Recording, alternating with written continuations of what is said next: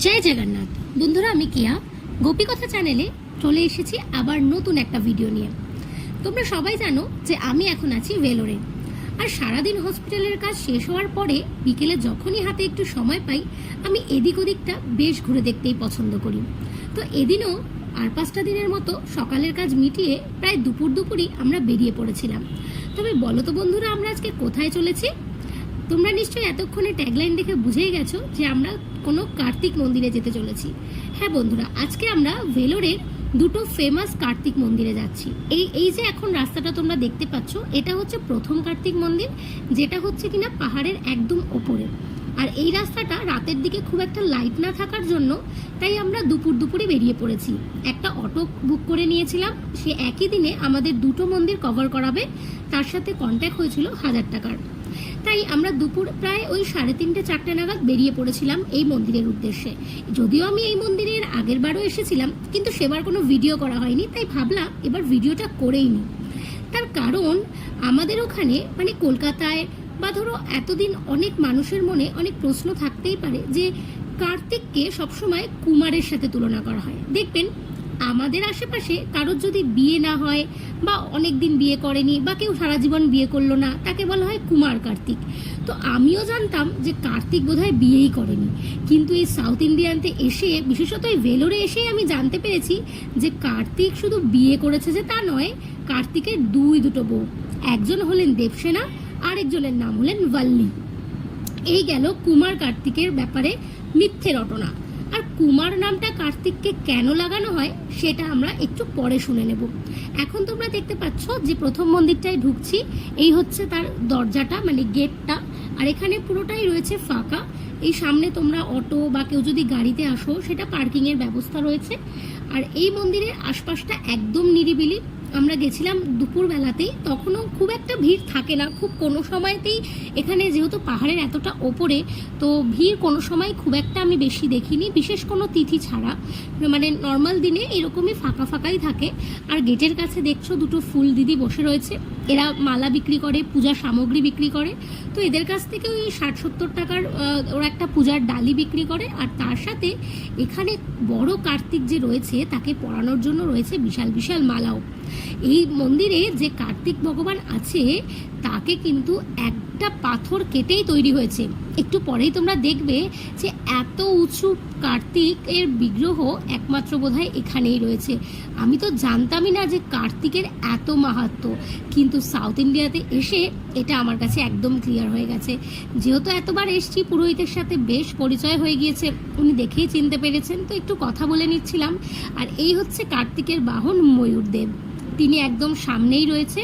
আর এই যে বাঁ পাশে ঢুকতেই রয়েছে আমাদের গণেশ ভগবান। আমরা জানি যে কোনো পূজার আগে যদি গণেশকে না ডাকা হয় তাহলে সেই পূজা সমাপ্ত হবে না। তো যেহেতু কার্তিকের আরও একটা সম্পর্কে গণেশ ভগবান হয় তার ভাই, তাই জন্য প্রথমেই রেখেছে গণেশের মূর্তি। আর তারপরে একটু এগিয়ে গেলে সামনের দিকেই তোমরা দেখতে পারবে এই কার্তিক দেবতার কত বড় একটা বিগ্রহ। মানে আমি তো অবাকই হয়েছিলাম শুনে যে এত বড় একটা বিগ্রহ ওরা কি করে একটা পাথর কেটে তৈরি করলো। দেখো বন্ধুরা, এটা তোমরা আশা করে বুঝতে পারছো যে কতটা লম্বা, আর একটা শিলা কেটে সত্যি কিভাবে তৈরি হয়েছে এটা আশ্চর্যজনক। এমনকি এই বিগ্রহটাতে মালা পরানোর জন্য ওই পিছনের সিঁড়ি দিয়ে একমাত্র পুরোহিতই ওঠে। মানে কার্তিকের পা ছোঁয়ার জন্য তোমাকে সামনের বেদিটাতেই কোনো সময় উঠতে দেয়, তাও সব সময় নয়। মানে এছাড়া তুমি কার্তিককে আর ছোঁয়া অবধি যেতেই পারবে না, কারণ ও এতটাই উচ্চতা তার। এখানে ঠাকুরমশাই পূজা সামগ্রী নিয়ে যোগাড়যন্ত্র করছে আমাদের নাম গোত্র দিয়ে পূজা দেবে বলে। তো এই মন্দিরটা আমাদের খুবই ভালো লাগে, এবং এখানে এসে তোমরা যদি চাও ফটো তুলতে বা সেটার জন্য খুব ভালো ফটো ভিউ খুব ভালো আসে। আশেপাশের এলাকাও এত সুন্দর, এত নিরিবিলি, তুমি মনের খুশিতে চুপচাপ শান্তভাবে একটু ভগবানের নামও করতে পারবে। তো এই কার্তিকের নাম হচ্ছে সাকসেসফুলা কার্তিকা। এদের মান্যতা যে এই কার্তিকের কাছে যা মানত করবে তা নাকি সাকসেসফুল হয়, তাই জন্য এর নাম সাকসেসফুলা কার্তিকা। যদিও কার্তিকের এই সাউথ ইন্ডিয়াতে অনেক নাম আছে, মুরুজ্ঞান, তো আরও সেনা, দেবসেনা হিসাবে এখানে কার্তিক পরিচিত। তো তোমরা কি জানো যে এই কার্তিক দেবতার জন্ম রহস্যটা কি? এই হয়ে গেল আমাদের প্রথম মন্দির দর্শন। এবার আমরা চলে যাব দ্বিতীয় মন্দিরে কার্তিকের। বলেছি আজকে তোমাদের ভেলোরের দুটো মন্দির দেখাবো। তো যেতে যেতে চলো আমরা শুনে নিই এই কার্তিকের আবির্ভাব লীলা। আমি শুনেছি যে যখন শিব আর পার্বতীর বিয়ে হয়নি, মানে আমরা সবাই জানি যে শিব জন্মে জন্মে তার একই পত্নীকে বরণ করেছেন। তো শিব আর সতী যখন এক হয়েছিলেন, তারপরে সতীর যখন দেহত্যাগ হয়, তো সেই অগ্নিকাণ্ডের পরে ওর যখন দেহ খণ্ড খণ্ড হয়ে পড়ে যায়, তারপরে শিব প্রচণ্ডভাবে ভেঙে পড়েন, তার পত্নী বিহীন হয়ে তিনি বিরহে ব্যথা অনুভব করেন।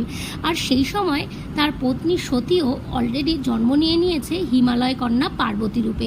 তিনিও তপস্যায় রত তার জন্মে জন্মে পাওয়া তার পতি শিবের জন্য। তো একদিকে দেবী পার্বতী রয়েছেন শিবের ধ্যানমগ্ন, আর দেবতা শিব রয়েছেন পার্বতীর ধ্যানমগ্ন। তো এইভাবে যখন দুজনেই ধ্যানমগ্ন, ঠিক সেই সময় তারকাসুর নামে এক রাক্ষসের বিশাল উপদ্রব হয়েছিল।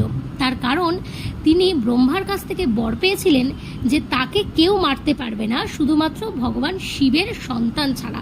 আর তিনি সে সময় খুব ভালো মতোই জানতেন যে এই সময় শিব পত্নী বিহীন আছেন, তার ফলে তার কোনো সন্তানের সম্ভাবনাই নেই। এই সুযোগেই তারকাসুর সারা দেবলোকে একেবারে মাতাল করে তুলেছে। তিনি সমস্ত দেবতাদের বিভিন্নভাবে আক্রমণ করছেন, চারিদিকে পূজা পাঠ প্রায় বন্ধ হওয়ার জোগাড়। সেই সময় সব দেবতারা এসে ভগবান শিবের কাছে প্রার্থনা জানান যে আপনি এটার কোনো সুরাহা করুন।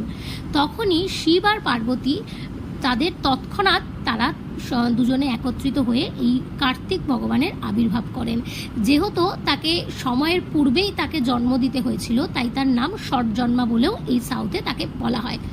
তো কার্তিক এতটাই মানে এখানে এতটাই তার মান্যতা যে আজকে যদি সেদিন ওই তারকাসুরকে বধ না করা যেত, তাহলে দেবতাদের অস্তিত্ব প্রায় বিচ্ছিন্ন হয়ে পড়তো। তাই তাকে দেবসেনা বা নায়কত্ব নাম দেওয়া হয়। তো এই জন্য আমি সত্যিই জানতাম না যে এতদিন কার্তিক ঠাকুরের এত মাহাত্ম্য। কারণ আমি দেখেছি বা আপনারাও দেখে থাকবেন যে নতুন কারো বিয়ে হলে তাদের বাড়ির দরজায় একটা কার্তিকের মূর্তি বসিয়ে দিয়ে যাওয়া হয়, আর তার গলায় থাকে কী সব হাস্যকর লিস্ট, সেগুলো খাওয়ানো। এটা একটা মজার ছলনা করা হয়, কিন্তু আমি জানি না যে এটাকে মানে একজন দেবতাকে এভাবে এরকম কোনো রীতিনীতির মাধ্যমে আমরা ঠিক কতটা সম্মান দিতে পারি। যদি তোমাদের মনে কোনো প্রশ্ন থাকে অবশ্যই তোমরা কমেন্টে লিখতে পারো। কিন্তু সত্যি এই সাউথে আসলে তোমরা বুঝে যাবে যে দেবতা কার্তিকের কত মাহাত্ম্য। তিনি একজন বীর সেনাপতি ছিলেন এবং তিনি তার দক্ষতার সাহায্যে তিনি সমস্ত দেবলোককে একদিন অসুরের হাত থেকে রক্ষাও করেছিলেন। আর তাকে কুমার কেন বলা হয়, এই যে কুমার কার্তিক বা বললাম না, এটার সাথে কিন্তু বাচ্চার কোনো সম্ভাবনা নেই। এখানে কুমার কথাটা কার্তিকের সাথে এই কারণেই যোগ করা হয় কারণ কার্তিকের এত বল ছিল, এত শক্তি ছিল। একটা মানুষের বলা হয় শক্তিটা কোন বয়সে থাকে, কোমর অবস্থায়, মানে যখন সে কুমার অবস্থায় থাকে তখন তার শক্তি থাকে, আর সেই শক্তি কখনোই শেষ হয় না। আর যত তার বৃদ্ধ হতে থাকে তার শক্তি কমতে থাকে। কিন্তু কুমার কার্তিকের এই বরপ্রাপ্ত ছিলেন যে তার শক্তি সদেব কুমার বয়সের মতোই থাকবে। আর তাই জন্যই এই জিনিসটা, এই যে কুমার কার্তিক কথাটা বলা হয় এবং তাকে অজেয় বা দেবসেনাও বলা হয়। কিন্তু এই কুমারের সাথে সন্তান হওয়া বা না হওয়ার কিন্তু কোনো যোগ নেই। তো বন্ধুরা জেনে গেলে তো যে দেবতা কার্তিকের কিন্তু কম মাহাত্ম্য নয়। তাই আজ থেকে দেবতা কার্তিককে কুমার কার্তিক বলে অন্য কারোর সাথে হাসির ছলেও বলবে না। তার কারণ আমি তো অন্তত বলবো না, কারণ আমি জানতামই না এতদিন যে কার্তিকের এত এত মহিমা ছিল। আমি জানতাম কার্তিক ভগবান শিবের একজন সন্তান, তো তিনি আমাদের পূজনীয়, কিন্তু তার ব্যাপারে এত ঐতিহাসিক কথাবার্তা আমি জানতাম না। সত্যি এখানে এসে আমি এখানকার পুরোহিতদের কাছ থেকে এই ঘটনাগুলো জানতে পারি, আর সেটাই তোমাদের সাথে শেয়ার করলাম। আশা করি তোমাদের ভালো লাগবে। এটা দেখো বন্ধুরা, যে কার্তিকের দ্বিতীয় মন্দিরটা, এটা অত্যন্ত সুন্দর। এই মন্দিরে আমি একটু আগেই তোমরা যে দেখলে ভিডিওতে, এই মন্দিরের ভেতরে ক্যামেরা অ্যালাউ ছিল না বলে আমরা বিগ্রহ দেখাতে পারলাম না, তাও দূর থেকে চেষ্টা করেছি। তবে এই মন্দিরের নিচে আছে এই তালাবটা, এত সুন্দর লাগে সন্ধ্যার সময়। এখানে এসে বহু ভক্তরা এখানে বসে থাকে, কেউ মেডিটেশন করে, কেউ পরিক্রমা করে। তো এই তালাবটা, আর এত ঠান্ডা এখানের যে ওয়েদারটা, রাত্রিবেলা মানে দিনের বেলা ঠিক যতটাই গরম, রাত্রিবেলা ঠিক ততটাই ঠান্ডা। আর বুঝতেই পারছো, কোনো পুকুর বা তালাবের সামনে যদি কেউ বসে থাকে, সেখানে আসতে থাকবে ঠান্ডা হাওয়া। আর এই তালাবের একটা বৈশিষ্ট্য আছে, এই তালাবের একদম মাঝখানে দেখো একটা কার্তিকের বিগ্রহ রাখা আছে। প্রথম দিন এসে আমরা ভেবেছিলাম এটা হয়তো শুধুই মনোরঞ্জনের জন্যই করা হয়েছে, কিন্তু না, এই যে একটা দেখছো সামনে বোট মতো করা, প্রতিদিন পুরোহিত এটাতে করে গিয়ে ওই মাঝখানের মন্দিরটাতে গিয়ে পুজো সেরে আসেন। আর এই যে পুরো তালাবটাকে ওনারই পায়ের জল হিসাবে, মানে এই কার্তিকের পায়ের জল হিসাবে, চরণামৃত হিসাবে এই তালাবটাকে বানানো হয়েছে। আর এই যে জলটা, তালাবের জলে এত মাছ, এত সুন্দর। এখানে কিছু মুড়িও পাওয়া যায় প্যাকেট করে কিনতে, মাছগুলোর মধ্যে বিলিয়ে দেওয়া হয় যাতে এই মাছগুলো খেতে পারে, কারণ আত্মা সব জীবের মধ্যে বর্তমান। তাই এখানে ওরা মৎস্য, যে ভগবান যেহেতু মৎস্য অবতার নিয়েছিলেন, তাই জন্য মাছকে এরা খুব সম্মান করে। তো এখানে এই মাছগুলোকে খেতে দেওয়ার জন্য সেই মুড়ির প্যাকেটগুলোও বাইরে বিক্রি হয়। আর এই মাছগুলোর যে সাইজ তোমাকে আমি দেখাবো, যে এখানে একটু ভিডিওটা জুম করলেই দেখতে পাবে, যদিও জলের মধ্যে আলো অতটা বোঝা যায় না, তবে আমি চেষ্টা করেছি একটু জুম করে তোমাদেরকে দেখানোর, যে সত্যি এখানে বসে থাকলে আমার বুঝতে পারবে যে মাছগুলো কি সুন্দর অবলীলায় খেলা করছে। আর এক একটা মাছের সাইজ যথেষ্ট বড়, আর বিভিন্ন প্রকারের মাছ এই তালাবটাতে রয়েছে। এই যে পাশের সিঁড়িগুলো দিয়ে এই পুরো তালাবটাকে পরিক্রমা করেও আসা যায়, তাহলে এই দেবতা কার্তিকের এখানে পরিক্রমাটাও হয়ে যায় বলে এরা মান্যতা দেয়। এবং এই মাঝখানের যে কার্তিকেকে, এরাও এটাকে সাকসেসফুলা কার্তিকাই বলে। এই ভেলোরে এই দুটো মন্দিরই সব থেকে বেশি ফেমাস। তো তোমরা যদি দেখো, ভেলোরে তো কেউ এমনি এমনি আসবে না, সবাই নিশ্চয়ই কোনো না কোনো দরকারে বা চিকিৎসায় বা কোনো না কোনো কাজেই আসে।